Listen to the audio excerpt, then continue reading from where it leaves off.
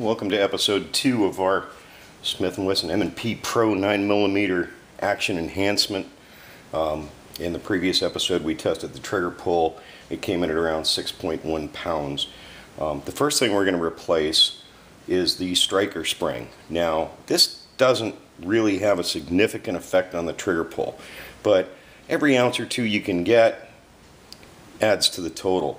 What's most significant about the striker spring replacement is that another complaint about the M&P is that the striker spring is so strong that it will actually move the front sight on and off the target because there's always some play in a slide.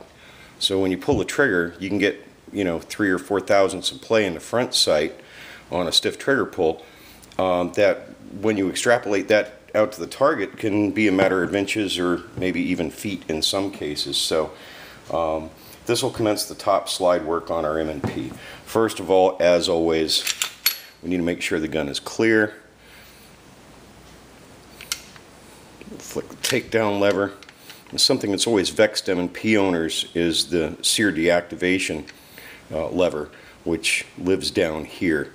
A lot of people, like myself, pick up a gun and we think we're just going to throw the takedown lever and the slide will come off, but unless this little puppy right here is pressed down, the slide will not come off. So we have to press that sear deactivation lever down, remove the top slide, take out our recoil spring and guide and our barrel, and at this point we're field stripped. Now, this is the striker here. This is the part that we're going to be working on, and this is what $100 worth of gun parts looks like.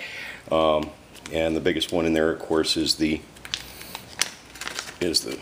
striker spring. Now this striker spring is a little bit lighter than the one that comes with the weapon in stock, but it's also longer, and that'll help us keep that front sight on target when we pull the trigger. So this is a spring we'll be installing to remove the striker, otherwise known as the firing pin.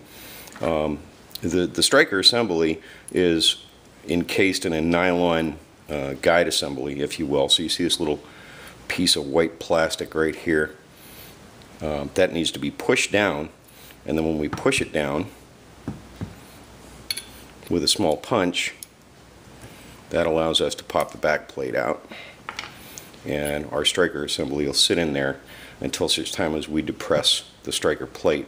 So we depress the striker plate and that releases the whole assembly, and there's what we're working on in this episode. Now this is my ultra professional gunsmith block. As you can see, it's just basically a piece of wood with some holes drilled in it. And what we have to do here is we're going to depress the spring and take the spring retainer off. Now this thing is split and it slides off. And the easiest way to do that is to, rather than try to push against the whole thing because the whole striker assembly will move, is to just brace the striker itself against the side of the block of wood, and we're simply going to push down on the spring and remove that little striker retainer, pop off our stock striker spring, and as you can see, the stock striker spring is shorter and heavier than the enhancement kit. I weighed these out just using a digital scale.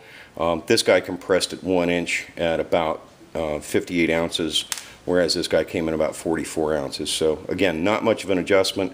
It's not going to make a whole lot of a difference in the trigger pull, but every ounce counts. This particular Apex Tactical has a double coil at one end and a single coil at the other, and you want to make sure that the double coil goes to the bottom or back of the striker assembly. So we'll just put that back on the block, compress our spring, put our retainer in, and we're good to go. You want to be careful when you're putting this retainer back in because sometimes the edge of the spring can catch it and you don't want to break one of these things. Reassembly is pretty much the same way as it was for disassembly in reverse, except this time we're going to depress the striker plate, and we'll push this guy down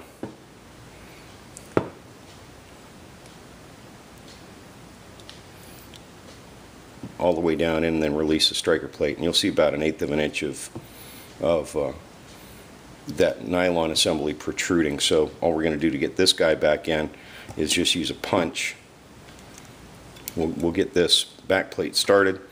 We'll just use a punch. We'll push that down to where it clears, snaps into place, and we're done.